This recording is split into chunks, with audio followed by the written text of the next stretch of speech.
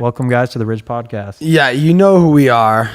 We just got back from Lake Mead, which was crazy. None of you guys were on this trip, but it was insane. We had 2 houseboats, 2 jet skis, a fucking jet boat, 16 people. But on my way up, I discovered Eminem had a new album out. And it was the cover of, I don't know if you guys know, you're young, you don't know shit. So the Beastie Boys. Well, Nate Licensed to Ill. Do you know about this? No. So like I have that on vinyl. So yeah, like I noticed the cover. I was like, oh shit. So wait, the cover is what? It's the back of the plane. The Beastie Boys album's the front of the plane crashing. It's one of the greatest albums. It's one of the greatest hip hop albums of all time. So I go, oh cool. Let me listen to this. And it's like he's coming out swinging. And then his lawyer leaves the message like, are you sure you want to fucking go this hard? And I was like, fuck yeah. Like like this is what's up, right? But also a part of me is thinking like, dude's got 10 years sober. He's like not satisfied. His ego's coming back.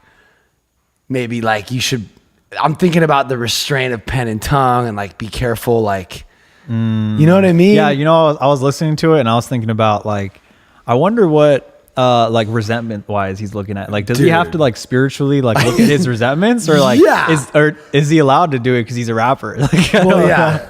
I mean, dude, definitely like I think is. I mean, how do you fucking humble that? It's all about humility and service, and but also that being sober is about like humility. How the fuck are you gonna? I wonder if he has like a notebook with a resentment inventory and there's like a little pump, little Yachty, little Zan, dude. I'm hearing it like peak. Yeah, you were peaking there a little bit. Maybe you should get a little further from the mic. I heard you peak a little bit too, but then really? Today I saw fucking the fucking Machine Gun Kelly shit, and CJ was like, yo, you need to fucking listen to this shit. I don't even know what I was about to watch. And it just made me like, I don't know, man. Like I can't really listen to that Eminem shit. It's like Machine Gun Kelly. Because you're too stupid to get it, because you're mentally retarded. Like no, I don't know. No, because it's not like it's like MGK was saying. It's like he's got a dictionary out, and in a dark room by he's himself. just like trying to like be the. He's literally gotten carried away with like the mathematical raps, and it's like gone too far. It's not a like but when no, but hold that's on, not true. Hold on. You can talk when I'm done. Like when I listen to the MGK shit, it feels like I want to bob my head to it. It feels like hard. When I listen to MGK, he's like, greatest in the world, greatest in the world. Did you hear that song? It's like, dude, what the fuck are you doing? So Chris D'Elia, he made this video. Did I show you this? Yeah, you sent it to me. Of him doing an impression of Eminem's album. Of course I'm on torrent. I'm driving a Porsche over the floorboards, over the Oh yeah. While you're in the floor torrents, getting an abortion and a divorce at the same time the years affording. Look what I'm planning. I'm planning to do all this while you're panicking, and you're looking and staring at mannequins, and I'm going to fannikins trying to get it's just too much. It's like I don't. It is a little too much. It's too much. I can't drive and listen, like focus on it at the same time. And it's like MGK knows he's the best, and he's okay saying it, but you're a bitch. Also, he's a bitch also, and he's getting old and irrelevant also, because music's not just about who's technically the illest, or else Joe Satriani would be like the illest of all time, but nobody gives a fuck. I mean, But some Revival people is do. the number 4 album of the year. Revival, or you mean Kamikaze? I mean Kamikaze. Kamikaze is a number 4 album. He outsold Nicki Minaj. So how are you going to say he's old and irrelevant? MGK's fucking irrelevant. He's never been in the top 5. Hell yeah. That's true. Hell yeah. Like, come on. Like, I heard the MGK diss, and I was like, oh, that was good. Like, a lot of people have tried to take a shot at Eminem. Yeah. Like, Insane Clown Posse fucking failed. Yeah. Like, so many people fucking failed that I was like, oh, that was good. Yeah, it was good. It was good. It was cool. I liked right. it. But at the same time, like, M wasn't. If you listen to Revival, his last album, he slowed it down. He wasn't doing too much. Well, and he was talking about heartfelt shit and he was talking about real shit. And then everyone slammed him for it. Oh, he's soft now. Oh, Eminem's not positive. Oh, I wish he'd do drugs again just so he would be dope. So after the people are saying, I wish you did drugs again and fell back into your addiction, then he comes out with Kamikaze and just shows I'm a better fucking rapper than anyone else in the game right now. And fuck, I went soft on Revival, and that's cool because I could still do this shit. You guys want to play this game? We'll fucking do it, you know? So, but how are you going to slam him for going too hard on one album and then too soft on the album before? Like, what do you want him to do? No, it was a good diss. It was a great diss. And it does sound like he's got a dictionary out and he's just trying to be the illest mathematical dude. But I liked it. I was like excited. I was like, fuck yeah, this dude doesn't give a fuck. That's the best. That's the biggest thing though, is like, I love rap beef, right? Like the Pusha T Drake thing. Yeah. Like I love it. It's part of hip hop. It's how it started. It's great for the industry. It's great for everything. Until someone gets killed like Biggie and Tupac, if you could just keep it at rap, that's what this shit is about. It's like who can go up against each other and who can like. But I was actually thinking about listening to the MGK shit, and I was thinking like how mad he actually was getting. Like it's personal for him. Like I was actually thinking like as like a fellow alcoholic, like not to bring that into it, but I think it is a little bit about that. Yeah, and like alcoholism drives people. Totally. Yeah. In sobriety, even more so than in their addiction. Yeah. So it's going to be tricky. So, I mean, a couple things in defense of Eminem. Like, I feel like, you know, when this happened because MGK said his daughter was hot, right? Which she is because she's 18. I'm allowed to say that now. But when MGK said that, she was 16. So he was saying Eminem's 16-year-old daughter was hot. And then he was mad at Eminem for blacklisting him from the industry, which isn't really blacklisting because all he did was not let him on Shade 45. Like, is that really like blacklist? And he got like Jimmy Iovine and P. Diddy tripping on him a little bit, but I feel like that's really, really fucked up. What? That's straight bitch. To what Eminem did? Yeah, to do anything like that. But like, that's his daughter, dude. Like, that's his 16-year-old daughter. Like, I kind of get that, dude. Like, that's your daughter. And now rappers are talking about fucking your 16-year-old daughter. How old was MGK? He was overage. Yeah, he was not.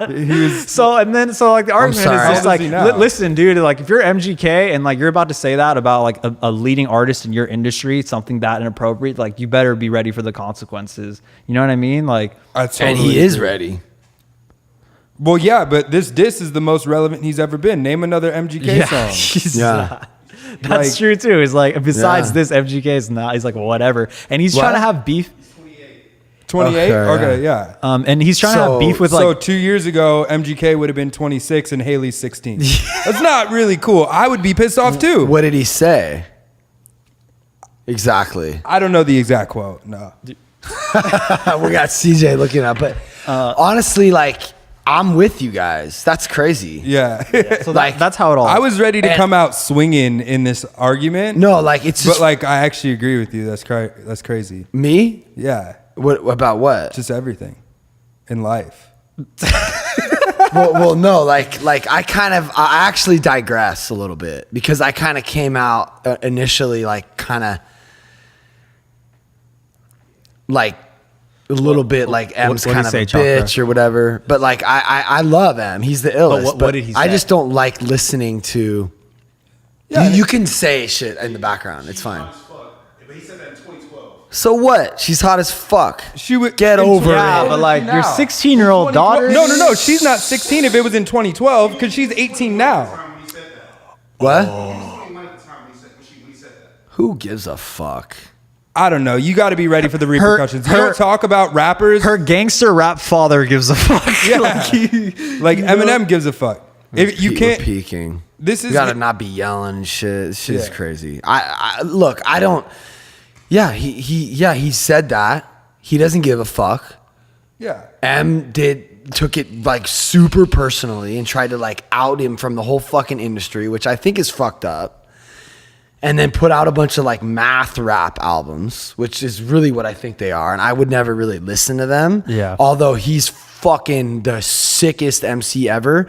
And I think he's an incredible actor and a funny ass dude. We played his fucking do's and don'ts That shit is hilarious. Did you see those? No, I didn't. Then don't say yeah, like you know what I'm talking about. Well, no, I'm just saying. I'm just saying that. Listen, No, I'm saying that. Like, I know what you're saying, but at the same time, like, one of the things on the album that really connected with me is when he said, "I'm actually coming from humble beginnings, so I'm uncomfortable winning." And then he talks about how. Damn. See, Nate will listen to this shit. See, I'm all about this shit. And I've been Eminem since Slim Shady EP. I could recite you every word to every song on every one of his albums. Yeah, so when Nate gets back, but like just, low key, we'll have him on like more. But just when we're doing shit sure. on music, current music, because he's literally. I want to have studying. Nate and DDA and us too. Yeah, that would be wild. That would be really good because DDA really knows his shit. I fucking wish he. Yeah. He's already like hitting me up on Instagram too. But like since he when already is platinum? seen that we're doing it. Like we're supposed to be doing episode 2 with DDA right now. Nate slips in the mix. Yeah. That's just because Nate's in town right now. Yeah. But he'll be back. But like since when is a platinum record a failure? Because every single one of M's records But like is you don't platinum. like Drake and he gets platinum records. Yeah, I don't like Drake and he does get platinum records, but that I can't say he sucks. He's great at what he does. No, I said I hate him. Why? I hate him as a person. Why? Because we were talking about this the other day. So like That's crazy. Oh wait. He's got a good analogy about Drake that he told me last night, which was dope. So like Drake is like good, right? And he sells like a lot, right? But Drake is like the McDonald's burger of hip hop music, in the sense that CJ's in the background, like, yeah, you agree? No, wait. It gets better. You ever have a McDonald's burger? A McDonald's burger's great, right? Whoa. It's a good burger to eat, and it sells more than any other burger on the face of the planet. That doesn't mean it's the best burger. You could go to Five Guys. You could get these real thick, juicy burgers. But Drake, and it's funny because the analogy goes even further. When is Eminem or when is McDonald's the best burger? It's the best burger at 2 a.m. when you're drunk. Just like Drake's music. Yeah. I don't want to hear Eminem in the club. I want to hear Drake in the club. I want to I want to hear that in the club. And you were just singing it because you kind of like fuck with it on some dumb level. I like kind of fuck with it on some dumb level, and I can't hate on it. Or I can't like say it sucks because I know how hard it is to write music, and especially a hit song like that. Yeah, but especially to do it repeatedly. No, but when I hear that, like those first couple tracks on that new album, like I don't know, I just it sounds hard to me. It sounds hard, but you're listening to the least soft or the least hard guy in the game. Well, I don't really care. I mean, what he's saying. But then, what is hip hop if you don't care if the person's lying or not? We should take this back to Eminem and back to like if Drake is McDonald's and what's Eminem? Eminem is like, I don't know. Eminem's some like he's that close. He's like Peter Luger's or like Ruth's Chris Steakhouse. He's like that burger shop that was like really, really popping back in the day, but it's like closing down and shit. And they're gonna replace it with a Starbucks. Well, we're just that's what Eminem is. What you're talking about? He's like Bob's Big Boy. Yeah, you're saying like burger shop only. He's like In and Out or like fucking Five Guys. Yeah. No, he's the fucking illest. He really is. And he's actually taking hip hop, like rapping. I don't even want to say hip hop because he's really not doing anything for hip hop. He's like, as far as like the craft of emceeing, he's literally breaking like bound. I've never heard anything this crazy in my life. 100%. What do you mean? Dude, the way he's rapping on this new album, he's okay, white. I thought you were talking about the disses. he's literally like a machine, like a robot. He's a like, how do you do that? He's a wordsmith Yeah. god. How do you do that? I mean, Eminem, and this goes back 2 albums now, but he has lines that are like insane. Where he's talking a lot about like, where if you just listen to him and you're not paying attention, it'll go right over your head. But he's saying shit about like how like y'all could get jumped, but I'll catch the battery charge. Like he's talking about like electricity. Y'all could get jumped like a car jumping, but I'll catch the battery charge. This computer because Wickham just not on point. I didn't set up the computer. Okay, but you got to check CJ's work. I fucked up. No, Eminem's crazy. We already know that. Oh, you're gonna look it up? No, yeah, I was gonna look up that whole line. Yeah, CJ should look it up in a minute. But like, Drake does that shit too, but on like some more mellow shit. Like the whole, I don't know, maybe it's actually dumbed down a little bit, which is why I get it and I like hear what he's saying because I'm not really like. You have to listen to Eminem, and the reason why Drake is so great, No, you know what's crazy? is because he simplifies it. Simple is sometimes better. No, yeah, but you know what's crazy is we were listening to the new M album, and like everyone in the car, including Veronica, was like understanding what he was saying. Yeah, and we were just And talking. we were talking about super that. like complex shit. I was telling Nate earlier that like it's not that hard to like rap really fast, but it's hard to rap really fast and have people understand what you're saying. he's like that's hard to do. Like especially what he's doing, it's crazy. If you could even read the lyrics, if I could give you the lyrics to an M song and you could take it home, you can practice it for a month, and you could hop in the booth and just try to do his lyrics again, and you're not going to be able to do them. So check it out. This is why podcasts are so great. This is why long form conversations are so important to be having, because look, this is a subject, it's not that important. But just in talking about it in the few minutes that we have, like I've literally changed my mind or like had new light shed on the subject. Like I'm actually like, I almost feel like it was kind of like not chill. Or I don't know. It's just a rap beef. It's all good. I feel like, okay. But like M, like he's just the illest, and like he's not gonna be dethroned by MGK. So my opinion on if anything, MGK's gonna get a little shine. Really and quick, then, can I like, just read this short little part? Yeah, sure. It says, "Cause I hear the track and I'm starting to get fucking amped. I'm a spark plug like a car with the cables hooked up to my fucking back. A Duracell, but I sure as hell got it backwards because y'all could get jumped and I'll catch the battery charge." That's insane. That's insane. What? I don't even like understand. Exactly. Okay, now break it down. I hear the track. I hear the track and I'm starting to get fucking amped. And amped is like electricity. Oh, the track. Like I thought. Like okay, I'm sorry. I thought he was talking about a train track. No, like a lyrical track. I'm always looking for like the dual meaning. No, the dual meanings in all the electricity. entendre. So I hear the track and I'm starting to get fucking amped like a spark plug. I'm a car with the cables hooked up to my fucking back. I'm a Duracell, but I sure as hell got it backwards because y'all could get jumped and I'll catch the battery charge. Like jump like a car getting jumped, battery charge, charging a battery, assault and battery charge is like a criminal offense. Insane. So Insane. every one of those lines was a double entendre. So the reverse thing is that he's gonna like jump someone because he's pissed. He's gonna fuck someone up, but he's gonna get the charge because he's Exactly. Yeah, that's crazy. But if you have to read his lyrics and break them down like that, and he's on a whole he's on a whole level. But my opinion on this whole album and everything that's going on right now is that he's one of the last generation of rappers that's afraid of this new generation and doesn't understand them and is completely afraid. It's Eminem, J. Cole, Nicki Minaj, and like all these older rappers who are hating on all of them. They're afraid because the reason I know this is J. Cole released 1989, right? And destroyed Lil Pump. 1985, I've arrived, whatever. And he destroys Lil Pump, and he like on a psychological level, which I think was even better than Eminem's disc. But then J. Cole sat down with Lil Pump for 2 hours, and they talked, and which was great. I really respect J. Cole because he opened up and was really honest about like why he did that, and like why, and he pretty much said, "I'm afraid that I don't understand your guys' music and your guys' appeal, this new generation, and because of that, and on top of that, I'm afraid that if they fuck with your sound, they'll stop fucking with me."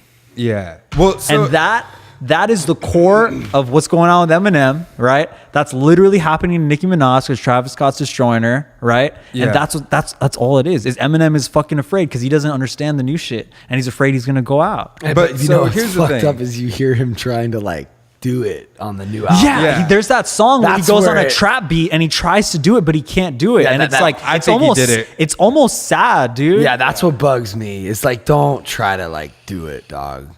Don't try to like turn mumble rap into like your own thing. Just stick to what you do. Yeah. Well, what are you doing, dude? But so here's the thing that I think that everyone's forgetting. Real quick, I saw this meme that's kind of related. This is like Eminem's like that old dog that was your favorite dog, but he's getting too old, and you don't want to euthanize him, but what do you do when he starts biting people and shit? Yeah. I was like, I was like, yo, it's too accurate. It's like all good. It's like all good. Like you won.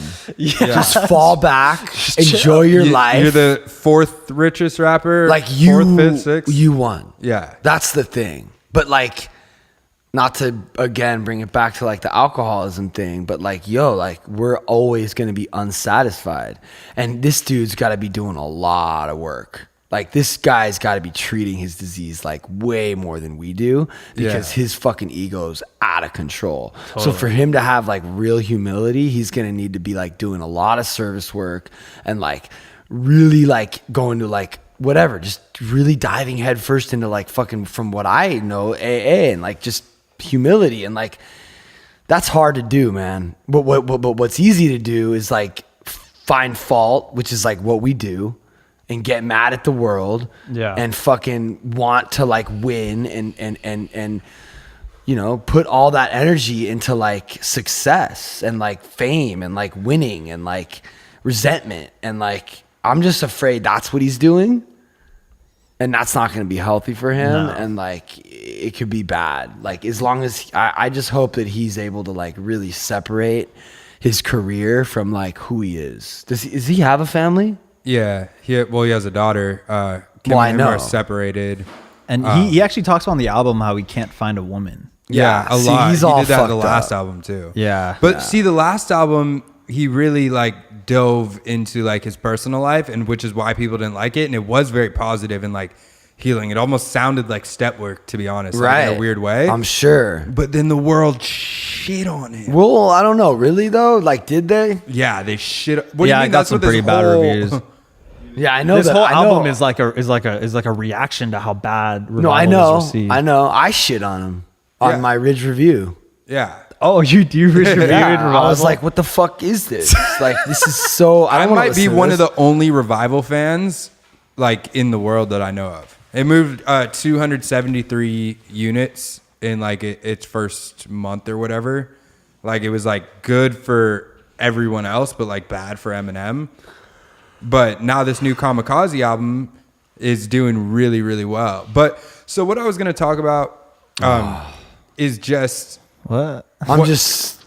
Yeah, don't worry about it. I'm trying to not say like as much. It's really bad. Do you guys notice that? Yeah, I say it too. It's really a problem. It's hard. I don't know if I say it. I'm not even aware of it. I'm really sorry to anyone listening. I'm trying to do better. Like see, there it goes. The worst thing is to make people aware of it because then that's all they hear. No, I don't give a fuck. I'll work on it.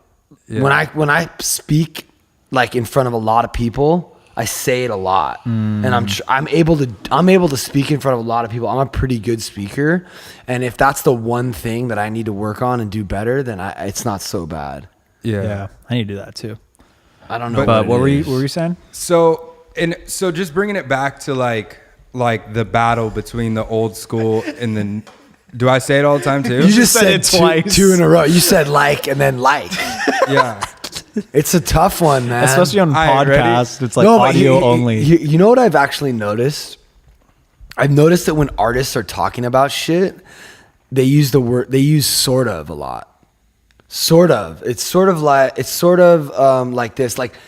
Like and sort of are words that we use to describe things that you can't really describe with words. Yeah. So we're always trying to describe things, especially on this podcast, like art and culture and creativity. Just say like that you can't, like the human vocabulary isn't.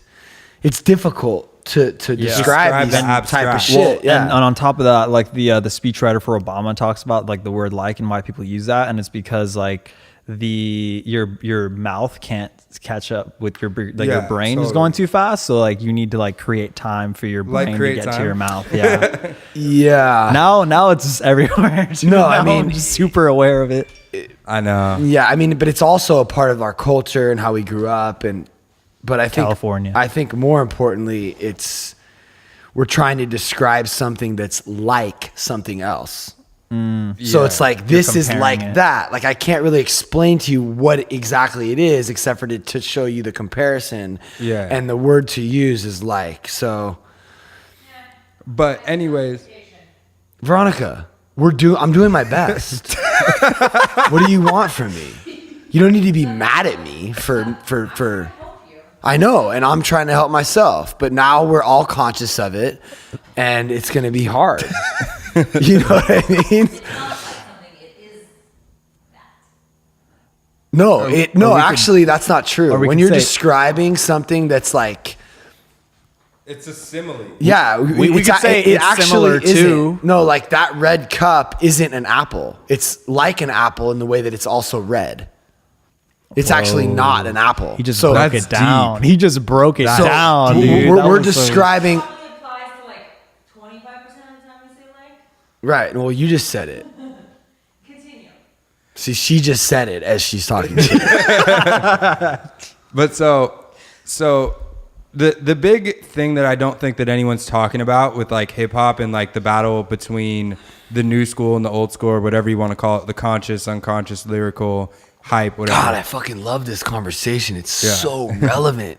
It's so important. It's so like good. It's what's happening right now. Like, it's amazing. It's amazing because like I don't get it. I feel like I don't understand. Well, let me break it down. Yeah, no, I want you to, because I feel like I get Suicide Boys. What, did that like just stop? Just turned off. Yeah, just turned off. Okay, so let's. This is gonna shut off. Well, we might as well just shut off. Yeah, just start it again, crushing it. Hold on. Yes. And I'm gonna take it back a second. No, I feel like this conversation is so important, and I love that we're having it because I don't understand. I understand to a certain extent, probably way more than most people my age, but I'm even struggling to understand Lil Pump, and I understand Lil Peep, but not musically. What about Suicide? What were you saying about Suicide Boys? Fuck with the Suicide Boys. They're just straight ill. There's no way around that. But I feel like they're more my age and they're influenced by similar shit. I don't think that they're not winning the way Lil Pump, Lil Yachty, and there's a reason for that because those are the rappers that M's talking about. Those dudes are winning and crushing, and I actually get 6ix9ine. I really get him, which is dope. And he didn't diss him, oddly enough. It was weird. Well, because that dude's fucking ill. He probably fucks with 6ix9ine. But I really think to talk about this conversation, you really have to look at the history of hip hop and how it's progressed. Talk to him. If you look at the earliest hip hop, like Sugar Hill Gang, it was to get the party started, you know? A hip to the hip hop, you don't stop the rockin' to the bang. It's not about like lyrical content. Well, do you remember? It wasn't, but let's just keep fast forwarding. One real quick. This goes back to an episode. We have episode 4, the Rap Snob. I played Pat this video that was literally about this thing where it was just like this old guy was a pretentious old rapper, and he was like, "You guys and your Migos and your walk it, look it, talk it, walk it, look it." I like old hip hop that's like hip hop, hippity hop, and you realize, wait, it's the same fucking thing. Yeah. Well, no, the beats are a lot more. But if are you serious right now? If you're gonna yell, so that's why people have compressors. Yeah, is so that you can actually get loud. So like, but if you are gonna yell, give it a little bit of But if at some point you're gonna get your point through. I know it might take all night. I'm gonna try. I'm gonna be persistent with it. Persistence is key. But if CJ's in the background, just like entertained. He's loving it. He's not even, and that's like lets you know that we're doing something right. That's cool. Also, try not to turn to me when you talk too. Yeah, I know. That's my line, dog. But if you fast forward a little bit more into how hip hop even progressed into a I'm trying to be serious here, bro. I'm trying to talk some shit. I'm just getting all this trying to talk this shit, bro. I'm getting Pat the just drip. straight licked his fucking. Yeah, I don't give a fuck. Veronica says I'm trying to look cool. If someone trying to look cool would never do that. I'm trying to get all the liquid off of it so it doesn't drip. Dude. Drop. There's this other video where we're doing the podcast. Pat got his LaCroix can. He just licked the side of it real quick, and he looked at me to check if I saw him lick it or not. No, I didn't. I wasn't checking to see if you saw me lick it. I don't give a fuck if you saw me lick it. What the fuck was that, dude? I wasn't checking to see if you saw me lick it. I don't give a Dude, fuck. he had this sus ass face. Blast that shit out to the whole world. Actually, that would be really funny once we get a bunch. You could like get all the weird things that I do and put them in like a compilation. Like, So back to the subject. But if you look at how hip hop became conscious, it's like with groups such as NWA, like they got the party hype, right? And they said some shit. And they said, "Fuck the police, Yeah. coming straight from the underground. A young nigga got it bad because I'm brown." Woo! Your woo was louder than my fuck the police. That's weird. I'm like doing it way over here, and it's still like, What? We might be going into mine. woo, woo, woo, woo. We're still figuring out the audio, ladies and gentlemen. I mean, it sounds good. Like, Yeah.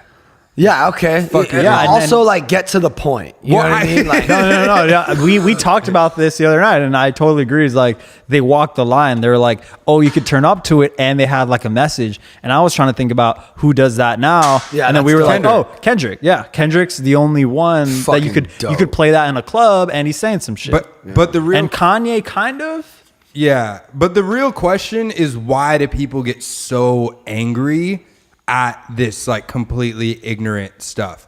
And I think and I can only speak for myself, but like as like a black kid from like a predominantly white neighborhood, like hip hop was my connection to my heritage, right? So like I didn't have a father, and when I heard these dudes on the track like grew up without a father, like that, I was like, oh my God, that's me. That's like what I've been searching for. It was like the missing link within me because I related to it. When I got like my ass beat when I was like 15 by the cops, that's when I discovered, because I'm young, that's when I discovered NWA and Fuck the Police. And I heard that shit with a broken jaw, and I'm like, yeah, that's right, fuck the police.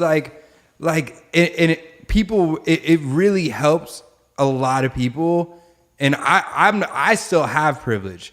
But people with less than me who grew up in the 90s during like when racism was even more rampant, it was such a way to relate to something that's successful and positive, and it's a business, and you can see yourself in it. Like white people had presidents to look up to. White people had business owners to look up to. Preach. In the 90s, black people didn't have that. Like, yeah, you could pick out the short list of few. dog, that you're, there were. you're always playing the race card. What though. also It's not the race card. When we're talking about a black. Before, I just want to put in one side note is that brown people still have nobody.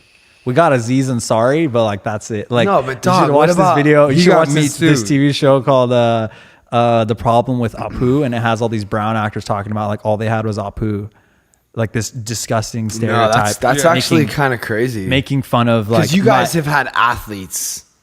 First of all, but athletes, I'm not good at basketball. So that means if I'm not good at basketball, if I'm not 6'7", I'm not shit. Well, I feel like black people have that because they Dude, pushed hold up. and they It's got fought a lot for it. better now. Yeah, Hold they up, pushed and they hold fought up. for it. Well, hold up. Miles Davis? Miles Davis was I'm pretty sure he died before I was born. Dude, I- but there's I don't even know. so many ill musicians. BB King. Bro, we don't have anybody. But hold up. We don't have but anybody. musicians and So many ill black musicians, yeah, athletes. who got fucked by the industry and left broke. Box. Yeah, 100%. I totally agree. But While the white artists like Elvis, your But that boy, doesn't mean profited they- off Nate, of that it. doesn't mean Nate, they- look at me. We have nobody. I know. and he's not mad. I'm a little mad. I'm pretty mad actually about it, but like, But Yeah. not like Nate is though. yeah, Like, No, here's the thing. it's an issue. But Hold up though. Here's the thing. You can still have a hero. Just cause fucking the hurricane didn't profit and went to jail. That dude's that dude's a hero. I can be I white. have no clue what you just said. He's a boxer. You should watch this fucking Okay. film. It's incredible. Denzel Washington plays a black boxer called the Hurricane. And Bob Dylan wrote a song about him. A white musician wrote a song about one of his heroes, a black boxer. So like, that's my thing, is like color is not a part of the conversation anymore. I That's don't know really about that. easy for a white person Yeah, I to don't know say. about that. All right. dude. Well, So- what do you think? that's like the colorblind line. in CJ was Kamikaze. kind of fucking with what I was saying last week. You want to come get the mic? Yeah, just run over here real Yeah, quick. just Just run get over Nate's here. mic. No, yeah. You guys should share. All right, so Because we're black? yeah, This is fucking. probably because we are black. But it's okay. got No, the no, no, two no. black guys But to sharing be a mic, completely dude. serious, Oh, that's I get what fucking- you're saying. I get what he's saying too. No, though. I understand what you're saying 100%, and I understand both sides. But me personally, I have walked away from the past pretty much. The shit that we have been through and the shit that's going on now, it's like, yeah, a lot of shit is honestly blown out of proportion from media, and a lot of shit isn't as bad as shit is bad, but a lot of shit isn't as bad as you really think it is because the media is fucking it up and it's control. They're making you fucking think this shit. So all the like the race card, like I hardly play that shit because it's like, honestly, like I got pulled over for a DUI. And, you know, it was two, an Asian cop and a Hispanic cop. And I could have easily been like, oh, he pulled me over because I was black. But really, he pulled me over because I was going into oncoming traffic, but I wasn't like head on. It was just like I was about to park my bike in front of my store. You know, he took me in because he said that I smelled like weed when I know I didn't. Now, I could have still been like, oh, he's on some racial shit. Wait, but you know took what? You in? Yes, he took me to the station. But the thing is, they weren't fucking dicks. They didn't do nothing fucked up to me. They weren't like they actually they treated me with respect throughout the whole process. But I probably was, you know, wrong. But so I agree with you. No, keep chilling. Yeah, keep chilling. But what I'm saying is I'm not talking about that because I agree with you, and that's kind of what Kanye was trying to say on the TMZ interview. Chakarra. Scoot in a little bit. Oh. The shot. I mean, the thing I'm hearing is that he's just trying to be positive. Yeah. And like in a world Which I filled agree with with. hate and negativity, Actually, go like back. sometimes the only way, Sorry, just go back. I'm Yeah. thinking about this edit. Just go back. sometimes the only exactly way, where you were. Yeah. sometimes the only way to put out a fire is like with water. Yeah. Or to like beat the negative like anger is like with love. All I was saying is that I dealt with these struggles because I had a few very similar run-ins with the cops that they weren't nice to me. They broke my jaw, dude. Okay, they yeah. threw me on the floor and broke my jaw. Obviously, there's fucking racist cops. There's racist people. Fuck them. Okay, and I'm not saying every cop's racist. I'm just saying that I was dealing with these issues when I was a teenager, and it was really, really, really hard, man. Like. Yeah, but dude grew up in South Central. But I did too, and I never went through this stuff. So that's why I'm saying when I hear stuff like that, that is honestly, that's like the worst thing to hear. But it's crazy because like I grew up in South Central too, and I honestly never ran not through one cop ever in my life who was wrongfully done me wrong. So when people were like, fuck the police, yeah, fuck the police because yeah, there are some scandalous cops, and really I don't fuck with cops like that. But I'm not gonna be like, fuck the police entirely when honestly no police officers ever really done me wrong. I haven't felt that. Some people have been through that, so that's different. You feel me? Bro, I live in Baltimore right now. That's The whole city, the jail was shut down for police corruption and moving guns and drugs inside the jail.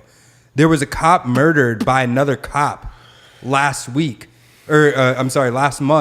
because one was corrupt and one wasn't, and the not corrupt dude was about to snitch on this fool for beating the shit out of multiple people. 7 seconds. You saw the show? No, I did not. Yeah, it's incredible. No one's arguing that this shit isn't real. Yeah. So what you're talking about? I'm trying to figure out his point and your point. Well, But wait, let me you gotta finish go back to really the quick. music Give me shit. 15 more seconds. All I'm saying is that and I'll tie it back to the music. It's that there are these injustices going on, and when I say fuck the police, it's not even about the individual officers. It's about the fact that America has a justice system that is for profit. You can go online right now and buy stock in a prison. So that's what I said in my last song is to see me in jail is to see money in certain people's pockets who happen to be white. And when the jail system is overly filled, and the Department of Justice just released a statement saying that black people are pulled over more than white people on average and thrown in jail more on average, even though the amount of crimes is very similar in impoverished neighborhoods, whether it's white or black.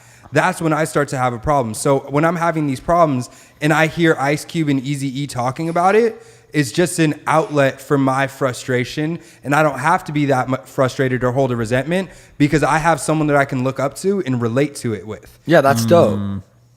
Yeah, that's dope. And I found that in hip hop, which is why I'm so passionate about the art form, is the fact that I was able to relate to it on being black. I was able to relate to it because a lot of these people grew up without fathers. I was able to relate to it about like drug use, sex. Everything I learned was from hip hop. Hip hop is who I am. And that's dope. But like right now, that shit's over. I don't think so, because I still get hyped when Kanye releases an album, when Kendrick releases an album. But it's not because he's black. Because I get hyped. What's over? I get hyped too when Kanye releases an album because he's a human being, right? And the Beastie Boys came out, 3 fucking white Jewish kids from fucking Brooklyn, and their shit was just as fucking hard. And, Totally. And I think that young black kids should have been allowed to be just as hype on the Beastie Boys as white kids were. And the same goes for young white kids should have been able to get hype like me. When I was growing up, I fucked with NWA hard. Yeah. And it's like, that's transcending race and barrier. Like that's where we should be focusing, and not so much on like the color of someone's skin. Like let's focus on the art form and the human. Yeah. Let's do that. But when someone's talking about something you're going through, that's not to take away from what you've experienced, because this shit is real. I know that. And to be honest with you, like as a white dude, I would love to be able to like say like that shit's fucked up. What can I do? How can I help? Be like a white perspective saying like that shit was fucked up. Well, like, yeah, and that's why I liked when Eminem went at Trump. It was dope, and I got hyped at that. That spoke to me. It doesn't have to do only with race. That's dope. But to say that it doesn't have anything to do with race, I just think isn't true. No, it does. But a white guy can speak up for black dudes. A black dude could speak up for white dudes. And we are starting to bridge that gap. And that's what Kanye did. Like Kanye seeing the MAGA hat was dope to me. But then on the song that he came out with after, he said, if you ain't driving while black dude, they stop you. Well, MAGA hats let me slide like a drive-through. And I was like, yo, he's speaking to everyone, and that's so dope because he is transcending race. But to transcend race, you have to be able to talk about it. Yeah, I think it's true. I mean, Morgan Freeman had the same quote. He's like, I have an easy solution to racism. Stop talking about it, and then it's gone. And it's not a solution to it, because the shit still goes on, and like the injustices aren't probably as bad as they were before, but they're still there, and like people need to talk about it, and like kids like Nate and like they need shit to fucking let that shit out. And like I'm not black, but I'm dark as fuck, and I've sure had a lot of problems in society because of that. Like me and Nate were getting food in Mommy Bird, and we're like, wow, it's like we feel really not white right now. It's weird just going to but you know what I mean. But that's what I'm talking about though. Is like you don't need to feed into that. Like that might not be the case. It might not. Yeah, totally. But it can become a self-victimization that's in your head, and then you perpetuate it, and then you create it. That's what we have to watch out for. That is a possibility, but there is real shit that goes on that these rappers do need to talk about, so these kids can relate and they could build like a culture. I mean, this culture was built on that, on NWA and like rap, and like it's the #1 genre in America right now. You know what I mean? And like us, like if we shouldn't not talk about it, because if we can't just sweep it under the rug. I don't think so, but I definitely think that we shouldn't be like feeding the hate. You know, like I think Martin Luther King's approach is doper than like Malcolm X's approach. Like that's what I'm saying. You know, I think racism is like alcoholism. If you can't admit that you have the problem, how are you going to fix it? Well, yeah, nobody's admitting that it's not a real problem. Yeah, but nobody's admitting. Yeah, they are though. That's the craziest thing. Yeah, but you shouldn't be focusing on those people. Because you can't change them, it's right? You shouldn't change them. You shouldn't complete, like it shouldn't be your whole reason for living. Like I hate racism. That's my whole identity. No, but at the same time, you shouldn't just drop it and just not act like it's not there. Like it should be like a balance. Like I'm a person, I'm on my own shit, but also this shit is fucked up. Like but it's not who I am. It's not my identity. No, like that's what I loved about Black Klansman. That's why I love that movie so much, because dude wasn't like super resentful and like on some negative shit. Like he was like a positive dude, and he was like down with like he had a partner who was white, and they were like working towards the same thing. It was like so dope. It was like, so quick sidebar, sorry to interrupt, but I heard this dopest story about how Spike Lee owns, his house is on one of Trump's golf courses, and when Charlottesville happened, he was watching it on the TV and looks outside his window and sees Trump golfing and runs out. And the first person that told Donald Trump about Charlottesville was Spike Lee. Dude. Whoa. Yeah, dude, how gnarly is that? Like when I heard that, I was like, and yo. yeah, I mean, and And that's what inspired Black Klansman. At the end, like that movie, like really says that, like it takes place back then, and it's like, oh yeah, and people in their heads like, yeah, people don't say the N-word like that. Yeah, it's not like that anymore. And then at the end, it's like, but wait, it's still like this. Yeah. There are people in Charlottesville that are literally white lives, and But all this here's shit. the craziest thing, bro. Is like over here, like I do admit that like LA is like a fucking utopia now. And it took me going to Baltimore. Charlottesville is only an hour away from me. I have to drive down there for work sometimes. I drove through Charlottesville in that white Escalade, like feeling all weird. Like I drove right past where the fucking car hit all those people. And over there, it's a whole nother game. When you're in Virginia, when you're down south, bro, though it's not like up here. It's not like, yeah, this we're in a is fucking bubble. Utopia, We're in bro. a fucking bubble, dude. And it's the rest of the country is still fucked like that. Yeah, and like in Baltimore, like it is the murder capital of the United States. So like Chicago, everyone says Chicago has the highest murder rate, which is true technically because they have a higher number. But per capita, per 100,000 people, Baltimore is almost triple the amount of murders as Chicago. And So- this shit's still going on because like when you go to these cities, the police are fucked up. But man. like here's the thing though, like this is it's really what it comes down to is sort of like it comes down to like a emotional like it just kind of goes back to like the Martin Luther King versus the Malcolm X approach. It's like what's gonna be more effective to evoke change. It's gonna be the more like loving, like it's like if I really want a result, if I'm having an argument with you and I really want a result, I'm not really gonna get one if I just like come at you angrily. The only way I'm gonna be able to like get a positive result is if I can like put my ego aside, put my resentment aside, and like try to understand you, and then like try to sneak in. It's tricky, man. And that's why I respected what Kanye did so much, because he's actually trying to evoke change through love and positivity, which I believe is the only way. So like when someone like Childish Gambino comes out and just hate and like anger and like super, like he's racist straight up. What? Yeah, you obviously What? No, you obviously. I'm ignorant to this because I don't know what Childish Gambino has been doing. So This you got is to America. update You're me. talking about I this really is don't know America. what What are the you hell he's talking been doing. about? Well, I mean, you just listen. Have you listened to the Breakfast Club interview with him? No, I don't. Okay, well then, I don't think people. Oh, where he says he really doesn't like white people. Straight yeah, up. I heard it. My white friend said he was a fan of Childish and he heard that and he couldn't listen to him anymore. Straight up. So like, let me finish. Childish is dope, right? He has dope music and he's actually seems like a really positive dude, which is dope. But he literally went on the Breakfast Club and started talking about I could never even be with a white chick. Like he's literally fueled by like a lot of anger and resentment. And that can be an effective fuel, but in the long run, like it's just not it. Well, yeah. Well, I don't know the context. Yeah, you gotta watch this. Yeah, I gotta Breakfast Club. watch like, it. dude is a straight up racist. Yeah, it's fucked up. But I can relate to that.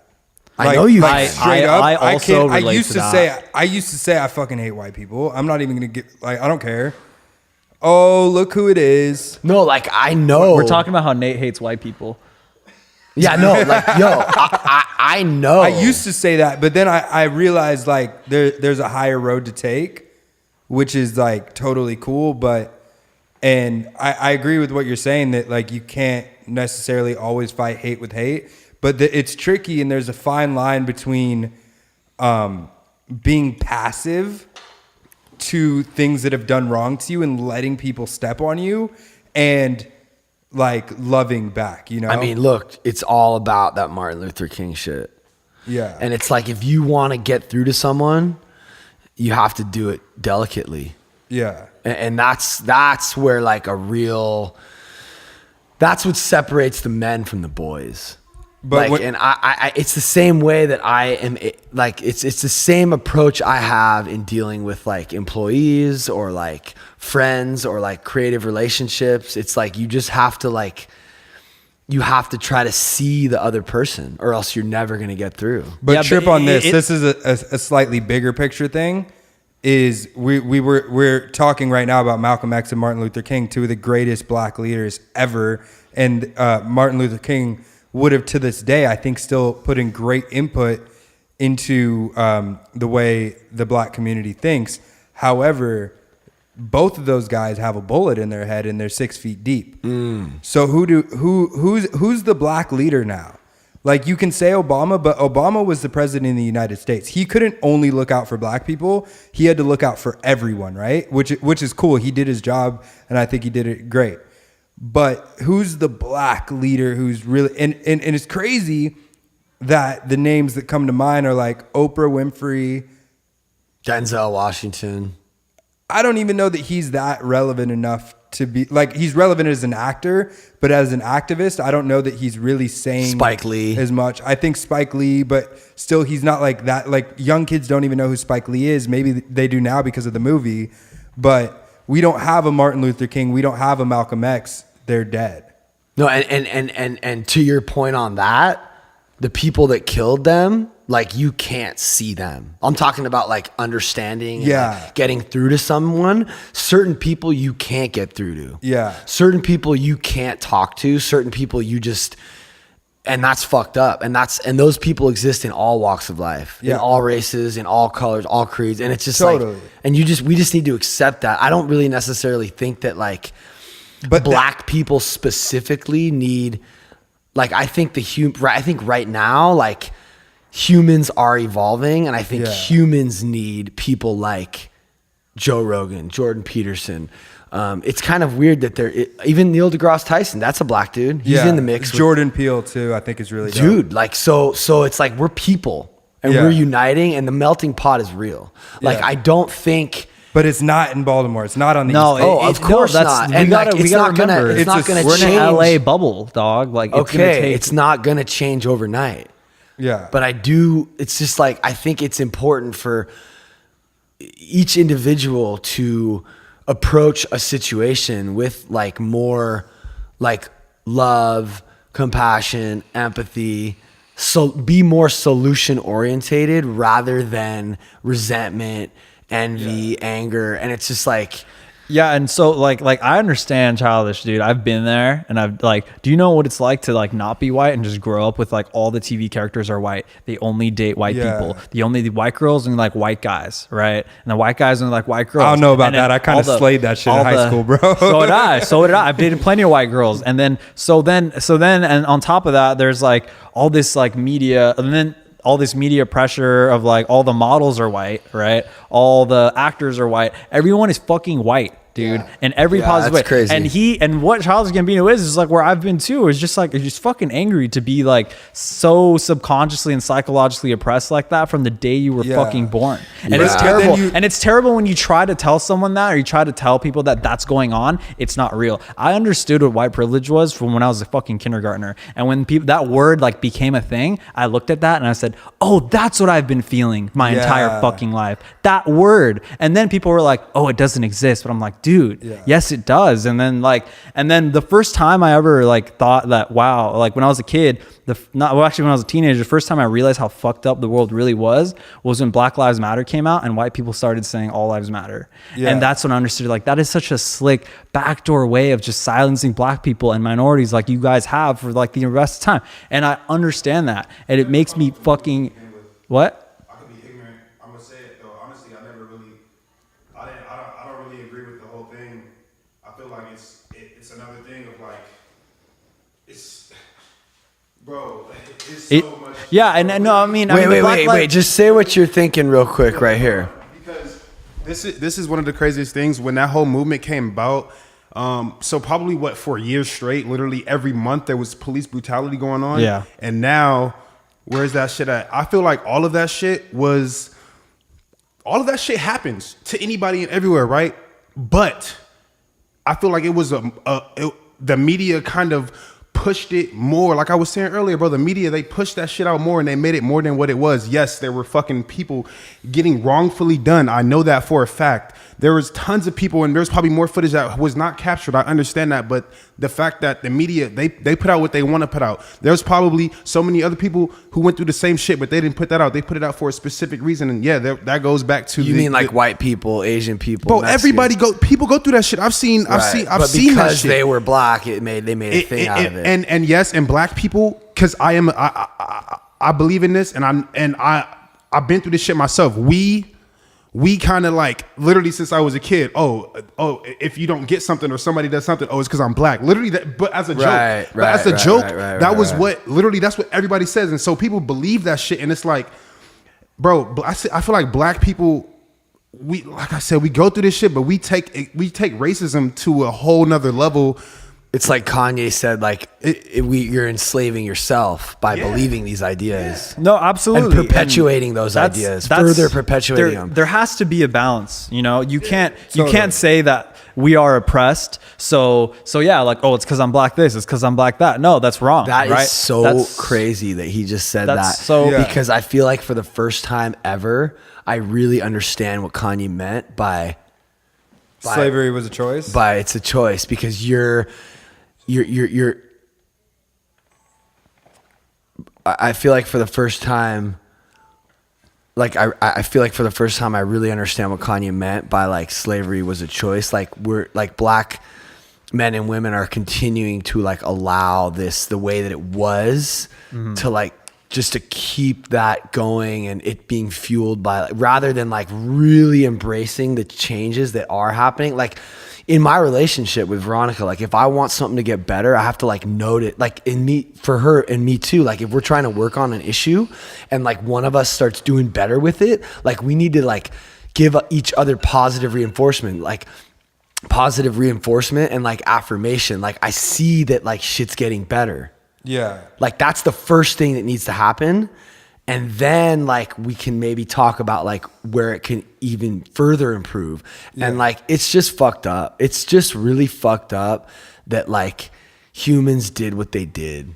And that we put black people like on a lower pedestal, and it's just so sad that happened, and it's so like we're so fucking ignorant, and like people are like we are really young as like a species, to be honest with you, and we are growing and evolving, and I think that we just need to continue to put like affirmations and like positive energy into the positive things that are happening. I was like talking to Noah today about like relationships and shit, about like how like rather than like if you're in a relationship, I have this book called Attitudes of Gratitude and Love. It's like a corny book, but it talks about how if you just put like gratitude and positivity and like affirmations like into your relationship, it'll start to get better and strengthened, rather than focusing on like the little negative things that need to be fixed. Sometimes those things just get fixed on their own by you being like a positive person. But Pat, if I take you down to where we live in Baltimore and you see how these people live, it's crazy. I'm sure. It's very hard to say, oh yeah, just have like positive affirmations. Like these fools, I've seen fools that haven't eaten.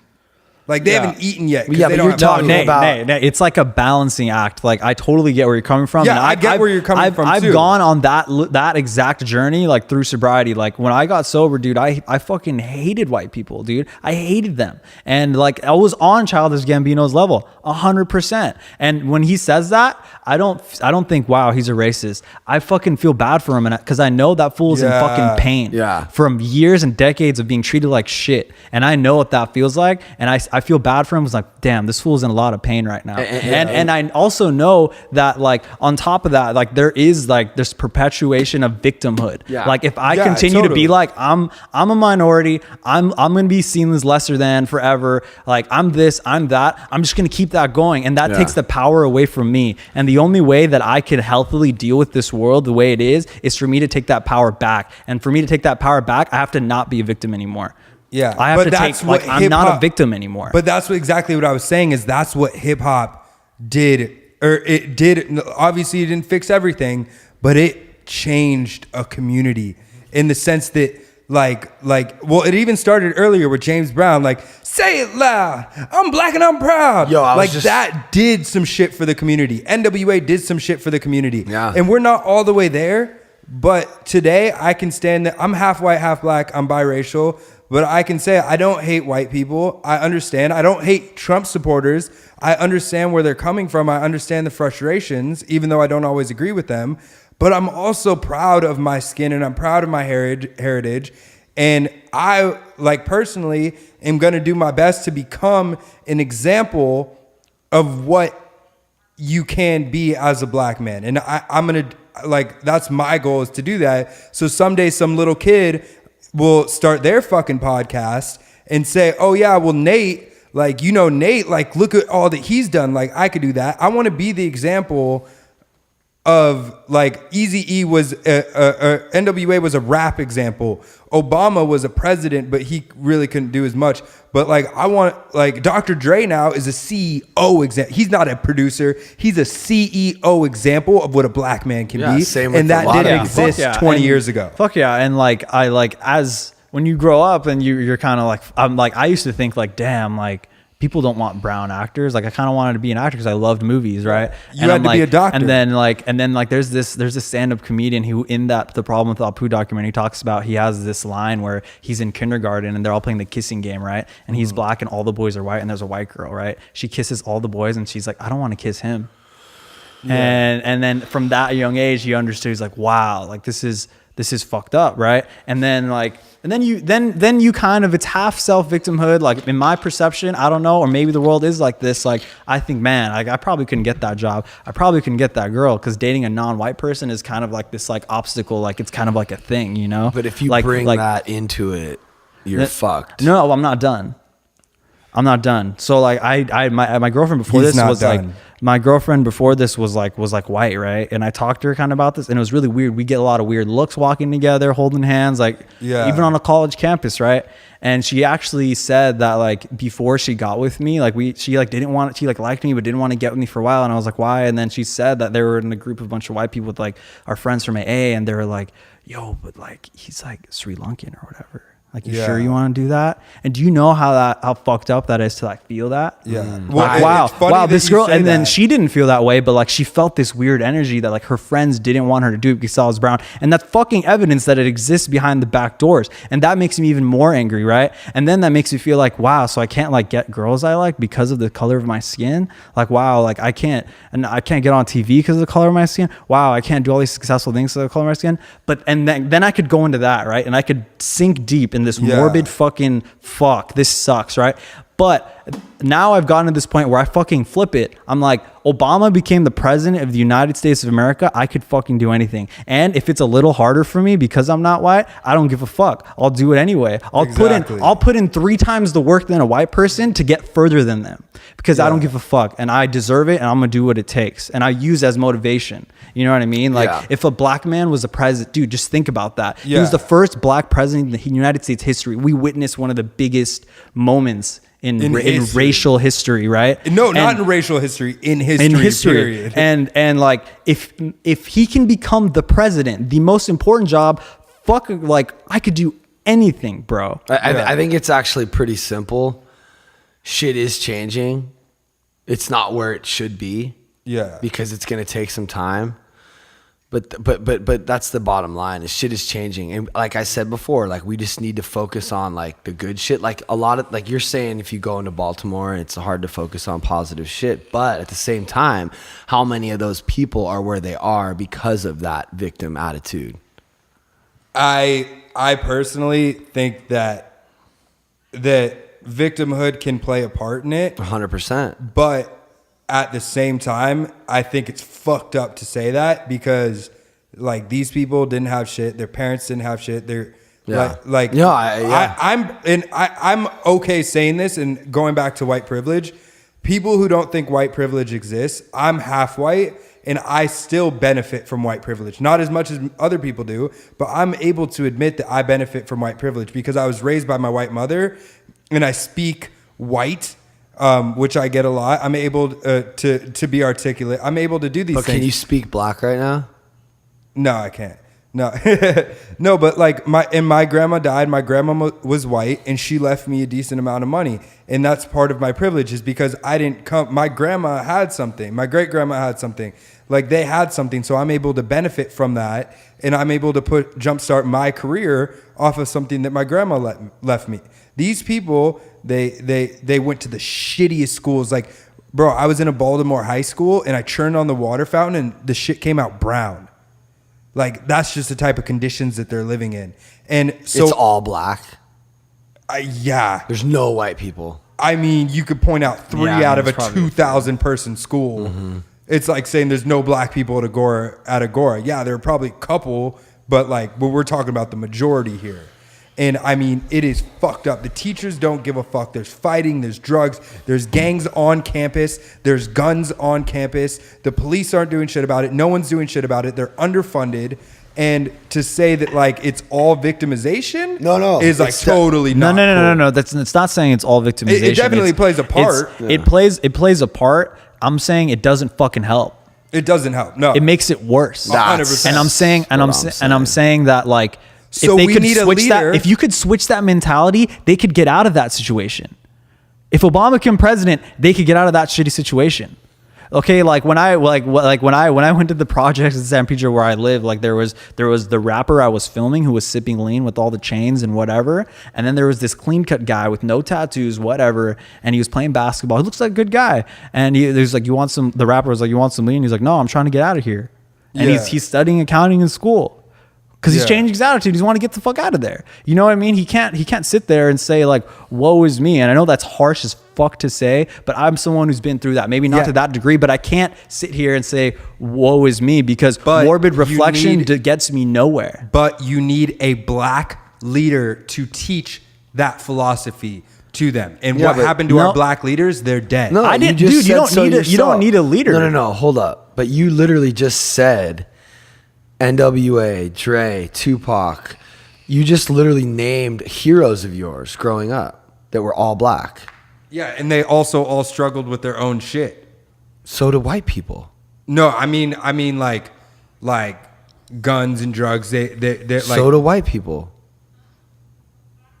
I think that's irrelevant to the conversation. What I'm saying is it's relevant because you first of all to Wickham's point, you don't necessarily need a hero. You can be your own hero. A and B. We do all somewhat, but that's a learned behavior. Learning that. No, it's not, dude. I didn't grow up with a dad either, dude. I had no positive male figures, dude. My mom was working all the time. I was home alone all the time. I had Oprah, fucking nobody, dude. Tupac, Denzel, Oprah, Dre, Ice Cube, these are all black role models. Denzel's not fucking with I mean, dude, these are real. Even Obama. Even Sidney Poitier. Even Sidney Poitier, one of the first black actors. Halle Berry. I mean, there's a lot of dope black role models and heroes that you can use. I think even to Pat's point, even forget about everything that he said. Even if he had just Obama, that's enough. That's a huge role model. Yeah, it's a fucking president, man. That just recently happened. But he also didn't really come from that background. But just let me finish really quick. So I 100% hear what you're saying, but we're talking about people who were great, right? And the problem isn't the few people, because if you have that in you to be where that's just in your soul and you're not going to fail, you're going to win regardless. And I totally believe that. But the problem is we're talking about hundreds of thousands of people, and we need all of them. Will you close that door? We need all of them to understand this point, right? So I think that the black role models right now are rappers and NBA players and NFL players. That's why every kid wants to be a rapper, a basketball player, a football player. But Martin Luther King was none of those. He was a lawyer. He was a black lawyer. So for only 0.5% of people are going to make it to the NFL. Only 0.5% of people are going to make it to the NBA. Only 0.5% of people are going to be rappers. So for the other 99% of people in that community, they need to learn that there are ways to become something great in your own sense. And part of that might include like going to college. But okay, so I want to go to college. My high school underprepared me and didn't teach me well enough. So at what point is it their responsibility? We need to fix these things so you can go to high school and be prepared for college at any school in America, not just the rich neighborhoods. Because I interviewed teachers for a documentary, and they're like, yeah, I don't have the resources to be able to I went to a high school, they didn't have books. There's like Stephen Colbert did a piece on that where like there's clear underfunding on lower privileged black areas. They didn't have books. And it's a result of like actions they took when the black kids were assimilating, and then the white parents didn't want their kids in school with black kids, so they created these black schools, and then they underfunded them, all this shit, and those institutions are still here today. But I'm just saying, if you want to come out of that neighborhood and be a lawyer, you want to be a lawyer with all your bone and soul, and you go to a high school that doesn't have books, how the fuck are you going to get into a college? I agree. How are you going to make it through college? How are you going to make it to law school, and how are you going to pass the bar exam when your high school and your middle school didn't have books? You're not going to. So yes, while there's a lot of victimhood coming into play, and that you can do all this positive shit, and a small percentage of people are going to be able to do that, to get the masses to a point where they're educated and doing well in life, you're going to need to fund the schools better and prepare them for life better, because this isn't when they're adults. We're talking about children. So I'll answer your question. How are we going to do that? We, meaning white people and black people? Because there's America. But there's a lot of white people who want to fix this problem too. Yeah, totally. So like the way to do that is by doing exactly what I'm talking about. I mean, the bottom line here isn't where are the problems. The bottom line here is like the only way to evoke change is with like love, compassion, and understanding, and like intelligence. Yeah. Which brings me back to Kanye, because like I've actually seen some growth. It's really funny how it used to be the other way around, where I would be like Kanye, and you'd be like, shut up, I don't want to hear about Kanye anymore. No, like I don't, because it's too much with you and Kanye. It's just too much. I've always fucked with Kanye because he's Kids always see ghosts. But like I've actually seen you grow and change a little bit. Yeah. Like as a direct result of Kanye and a lot of other things. But like that's really all we're talking about here. No one's saying there's not an issue. No one's saying it's not a fucking problem, but you do happen to be living in a place where it is the worst. Yeah. So it's like, and like CJ went to South Central, where like some might say there's a real problem there, and like he was able to like, you know, like overcome all that. Yeah, I'm just saying that you don't, like, I can't even speak on it, and you can't speak on it, and none of us can speak on what other people are doing. Like, no, we can't. No, but I can speak on what I think works, which is like, you can't fight fire with fire, and we need smarter people with intelligence and like wisdom to like come in and evoke change. And that's what I was saying. We need a leader. That's exactly what I was saying. But we have a bunch of them.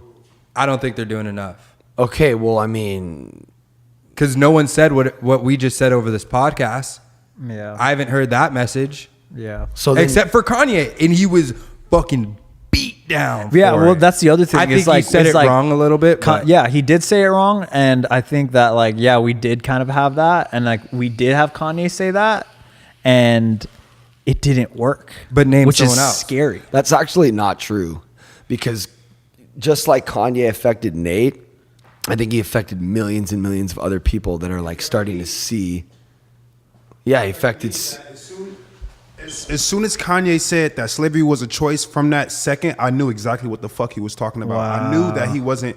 He may have said it wrong, and I know why everybody got mad, but I knew exactly what he was saying, because he was talking mentally. We're mentally enslaved. We mentally think this shit. And then I really respect him, because at the end of it, he may have been wrong to everybody, but he went back to homeboy and was like, bro, I apologize. I am sorry if I made you feel this way. I apologize. And then the media turned it into something else. Because the media is going to do that. The media is going to take the 15 seconds from the whole minute They didn't put that he went back and apologized. They did not put that. So that's a direct example of why I say shit is blown out of proportion, because that's for media, that's for sales, that's to make TMZ even more relevant, is to put the bullshit out. They're not going to put out the positive shit. Just like you watch the news right now, Channel 11, Channel 9, Channel 5, Channel 2, what do you go in there? You go in there, all you're going to see is, oh, this person got killed. Oh, this person got kidnapped. Oh, there's a forest fire over here. You rarely hear about shit. If you hear about something positive, it's about some extra out shit like, oh, this fucking 15-year-old kid is in fucking calculus 60, you feel me? And like you it's like the stupidest shit. But except for let's all say it on 3. 1, 2, 3. Nike just did that shit with Colin Kaepernick, Serena Williams, Shaquem Griffith, and LeBron James. Those are the leaders right now. Shaquem Griffith has one hand and he made it to the NFL. Nike is one of the only corporations to man up, have balls, and stand for something and say, you know what? That whole Nike commercial that just came out is all about how if you have one arm and you set your mind to something, you can do it. Like, one arm can't hold you back from being a professional athlete. I would have said to this guy, dude, you have one arm. You're not going to make it to the NFL. Yeah. Are you serious? You have one arm. Listen, man, I'm your friend and I love you, but like, that's not happening, bro. Like, that's what I would tell. That's exactly what I would say. But like, one arm? But so that's what's happening right now is we're seeing it change, and we're seeing a technological revolution happening. Like, even just me having this conversation with you has opened me up even a little bit more, and I'm seeing part of your shit, and I hope that maybe you're seeing part of what we're saying about love. I agree with you on everything. But by the way, just in case that wasn't clear. But like, so by other people listening to this, the truth is going to be revealed slowly and but surely. Like that show 7 Seconds on Netflix, it's fucking incredible because they show all. Has anyone here seen it? No. It's about like a black kid who gets killed in Chicago, and the police try to like cover it up or whatever, and it shows you like the whole thing from all perspectives and how the shit is corrupt, and like how like the black minorities struggle, and how like the legal system, it's fucking insane, dude. It's one of the best shows I've ever seen in my life. And it helped me understand. So it's like this Nike ad, and like just the long form conversations that people are having. I agree. This shit needs to be talked about more. But like, we're witnessing a time when like things are starting to change, and the scales are starting to slowly level out. And it doesn't happen like this. Mm-hmm. It happens where it like goes above, and then it's slowly. It's like we're gonna feel some repercussions of it, and people are gonna be mad. But again, I think at the end of the day, like the bigger picture is like love, compassion, understanding, intelligence, wisdom. It's not like resentment, anger, and it's not like victimization. That shit never fucking works, because this is one of the main reasons why I was like, I do not support Black Lives Matter, is because look, when that shit was happening, what did you see? After a motherfucker got killed, riots happen. What the fuck is a riot gonna do? What is that? All you gonna do is attract more attention. You gonna, okay, you're mad. I understand you're upset, but bro, really, that's not a protest. But hold up. I'm gonna say with that, I don't agree, only because I'm in Baltimore and I talked to the people who were in the Freddie Gray riots. And that what you saw on TV, just like you said, the media blew it out of proportion. That is not what happened in Baltimore. And I know because I talked to the people who were there. And what happened was, if you look at Baltimore on the map, there's a black area, there's a white area, and there's a black area. There were peaceful protests. There's 2 black areas? Yeah, east and west. And then the center against the water is all white. But so in West Baltimore is where Freddie Gray was killed. And they were having peaceful protests. What happened was, on the craziest shit, they boxed them in, right? Mm. And then all the stores closed for days on end. Looting there's been no store open to sell food for 4 days now, and we're going to go get food. And they boxed them in and started closing the gap. So people just trying to get out to their home, even if you didn't live there, you couldn't get out because they were closing the gap, trying to contain it, right? The police force? The police force. So they closed the gap. You know, I was in one of those, right? in LA. They were closing the Gap, and I was in one of those. So that's how they do it. So they close the Gap in, right? So then you have a bunch of people in a small area, and then they had military artillery there, and then they started shooting them with beanbag and salt guns and spraying them and shit with pepper spray and all this stuff. Then the riot broke out. That's what happened in West Baltimore. And this might be kind of conspiracy theorists, but what happened as a result of it were buildings were destroyed. They were hundreds of years old and run down in the poor neighborhood. And then what they did was people came in after and bought those buildings for the low, like the real low, like a couple $1,000. I'm gonna have to call. I'm gonna have to be skeptical of that because I was in one of when Trump got elected, I was in downtown LA when they were doing the protests, and they did the exact same thing where they had the SWAT team and they would squeeze in, right? And I tried the exact thing where I tried to get out, right? And then they wouldn't say anything to me. The cop wouldn't say anything to me, so I had to stay inside. And the people that tried to break through that, they shot them with the beanbags. You know why? Because they didn't listen. We're talking about Baltimore. I know, but they didn't. I know, but we're talking about the police force that's under investigation by the FBI right now. But this is the fucking LAPD. Yeah, and is the LAPD any better? Yeah, the LAPD got cleaned up 20 years ago after Rodney King when the FBI came in and investigated the LAPD. Okay, well, all I'm saying is Nate's wildin'. All I'm saying is, dude, is that when I was in that, what that is that the police they order when there's a protest like that, there's an order to disperse. Right, and if you do not disperse, how is it in an order to disperse? It is it is the Second Amendment right under freedom of speech. What happens is a cop comes and the megaphone, and all the cops say this protest is done. There's now an order to disperse. Whether or not that's okay is irrelevant. They're saying this is done. It's order to disperse, and after that. And then everyone leaves. And then after that, there's people that stay.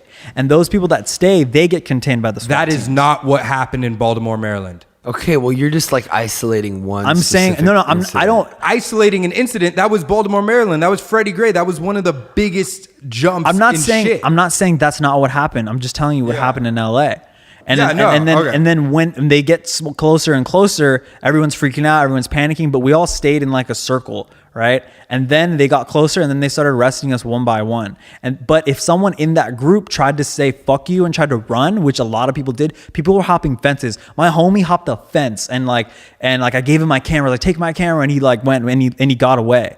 And then there are people still running. You hear gunshots, and it would be the beanbags or whatever they're shooting at people, right? But those are only the people who are trying to run away. The people who are in the center, they just closed in on them and they arrested them one by one, and then we just went to jail. Yeah, there was no riot. That's not what happened in Baltimore. Okay, it was a 48-hour long containment, and it was very calculated. And there was it wasn't protests. It was people like anywhere. You couldn't go to the grocery store. For 2 days, for 3 days, for 4 days, that you couldn't go to the grocery store. It wasn't what you're talking about is totally okay. Like whatever, if you're like in that situation, because I was down in downtown during Mike Brown. That's not what happened in Baltimore. I mean, it was shut down for days on end. People didn't have food to go eat. That's why they were breaking into stores, was to fucking get food, because they wouldn't open up the store so you could go buy something. Like that's just not what happened. And also to actually your point, which might be to what you're saying about the corruption of it. What was really shady about the whole situation is the first time I didn't hear an order to disperse, right? But I was like, oh, maybe I was just like, I didn't hear it.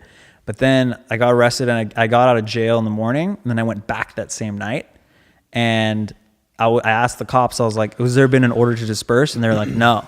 And I was like, how will I know when there's an order to disperse? And he was like, oh, you trust me, you'll know.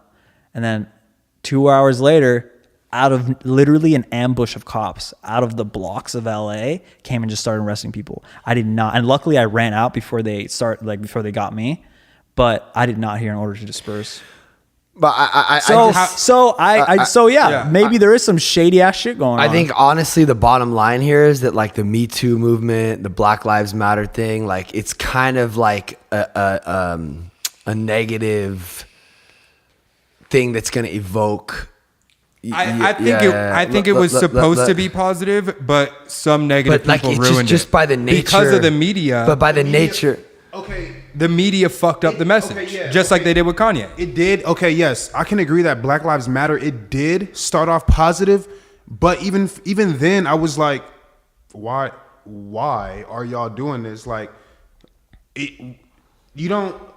We know. I mean, the name of it is like it's a separation. That's literally racist. Right. That's fucking racist. So it's got to be something like that. Wait, how is it racist just to say like Black Lives Matter? I'm not saying other lives don't matter. I'm just saying, hey, Black Lives Matter. But it's a separation. White lives matter. It's like Asian lives separating. matter. It's. They do. I don't. No, I think the name of the movement should have been Black Lives Also Matter. Yeah, that would have been better. But It's less catchy though. I do have to say, from a marketing standpoint, it doesn't really. It's just obviously coming from a place of anger, resentment, victimization, and those things that come from a place like that are usually going to end badly. And also, the Black Lives Matter movement never had like a good leader. And I think because they didn't have a good leader, it kind of sprayed into this kind of like fucked up. That's what I'm saying, is if Martin Luther King was alive and leading Black Lives Matter or whatever it would be called, I think we'd be having a lot different of a conversation right now. But he was killed along with a lot of other black leaders. Do you think somebody as powerful as Martin Luther King or Malcolm X, like literally at the peak, like that powerful, will ever be? You think we'll ever have somebody like that? Like right now, no, I don't think we have nobody at that level, because they probably would get sniped. But I'm just saying, like, do you think somebody now is on that level, or do you think we will have somebody that's on their way to that level? I definitely don't think we have someone on that level. I think that there are a few people who are doing their best, but I think it's as really fucked up as it is. I think it's going to take a lot more people to experience the pain. Why? I wonder. I think about why Kanye didn't continue.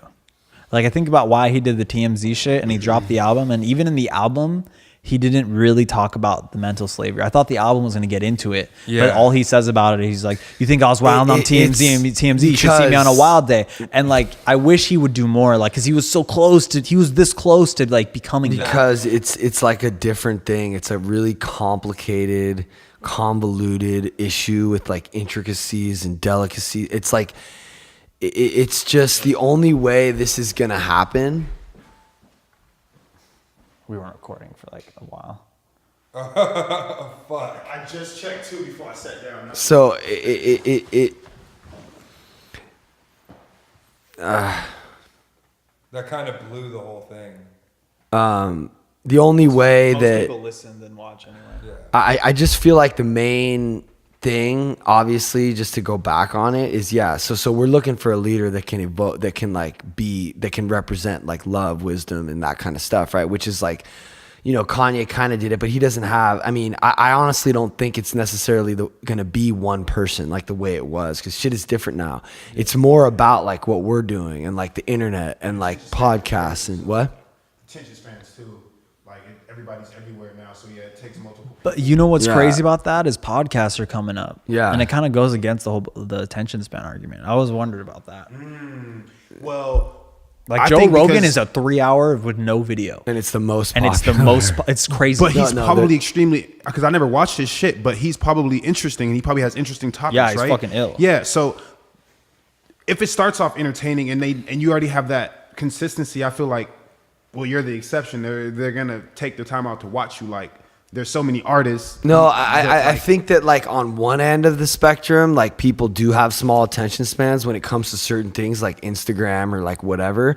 But on the other end of the spectrum, people are smart, and like we have these long form Netflix shows, these 10-hour, like we're capable of listening to a 3-hour podcast. Like a documentary used to be an hour and a half and done, but now you have things like Making a Murderer, which are 8-hour episodes. So it's like we're evolving on both ends of the spectrum. It's like we're getting our stupid little dumb shit on Instagram, which is like effective to the point right away in like 7 seconds. But then on the other end of the spectrum, we're also capable of like these long form podcasts and like Netflix shows and like books on tape, audio, and just like all this stuff. So it's like, I actually don't think that kids have a short attention span. I think they're just fucking bored of the bullshit. Yeah. That's so true. Like they're just done with the fake. so fucking true. Yeah, like they're done with the fake bullshit. Like Nate and fucking Wickham and you, CJ, I'm older than all of you guys. Like I see that you guys are smart. Sometimes I feel like I'll be driving something home to like one of you guys and I'm realizing like they already like know what I'm trying to say. Like I don't need to keep driving the issue home, right? So I'm thinking to myself like, it's so cool to be able to work with like young people and to learn that like they are smarter than I think, but it's like they're lacking something with the emotional. They're just different from me, and like I'm learning how to like approach it differently, and like it's just cool, man. Like to see the evolution of like our race, and like to see like through the internet and this technological revolution, like we're able to like understand each other better and like grow as a community, as in like a species, and like it's just cool. And I think that we need to focus more on those positive things. And CNN and Fox, they're not doing that. That's why they're dying, and they're doing it. Just goes back and look, but like podcasts too, and like. And here's like a perfect example is like Kanye actually, I'm wrong. Actually, Kanye tried to re-talk about what he said on TMZ, and like he went on Jimmy Kimmel and he tried to get it, and he commercial breaked him, right? And like trying to talk about a complex topic like that in like that 10 minutes that you're on Jimmy Kimmel and there's like commercial breaks, and the whole time Jimmy's trying to make jokes so the audience laughs. Yeah. So you know what I mean? It's fucking whack. If Kanye should be on the Joe Rogan podcast, because then he would be able to talk for 3 fucking hours and really get into it. Great. Or like our podcast. Yeah, I mean, easy. Don't come through. No, like straight up. Like I don't give a fuck. Like we'll send them this podcast and be like, yo, we want you to have a platform to talk about what you were trying to say, and we believe that this is like a time for like a leader, and like the change is happening, and we need someone to like evoke these changes through positivity, love, wisdom, and compassion, rather than anger, resentment, and we think that you could be one of those people. Like fuck it, it's worth a shot. We'll try it. Like we have a platform of like 13 people, so like you should probably come by, because like we have like 10 to 13 people listening to our podcast. We actually have 300 all-time downloads. Pretty good. I'm pretty proud of that, So like all in all, I thought you meant you had 13 people actually on the show. No, like I meant like that was a joke, but like it doesn't matter, because if we were to get someone like him, it would like catapult this to a whole new level, because I do think we're talking about some pretty cool shit. And on that note, like maybe we'll wrap it up with just like the simple revolution of like even just us talking for like an hour and a half or whatever. Like I've learned something. Yeah, totally. I've learned something too. Yeah. Yep. I learned shit about Baltimore that I probably would have never known, not even from the internet, because somebody who's in the flesh, in human form right here told me about it, because I didn't know shit about the riots and all that. I didn't know. Like that's y'all should come through Baltimore. We'll go through a tour and then do a podcast on Baltimore. So like that's the power of like these long form conversations. You go from like, MGK and Eminem's rap battle to like huge societal issues like racism and like just where we need to grow as a society, and like how we're going to be able to do that. And it's like not by like focusing on all the bad, negative shit, although it does exist. But like, how do you get through to like, I just think everyone needs to sort of get on the same page. Yeah. And I think the internet is really helping that happen. It's just not going to happen right away. We have to be patient. Some of the greatest leaders of all time, like say that, like patience is a virtue. Like that's, just to recognize the truth of like how long shit's gonna take to undo the fucking stupid shit we've done as a society,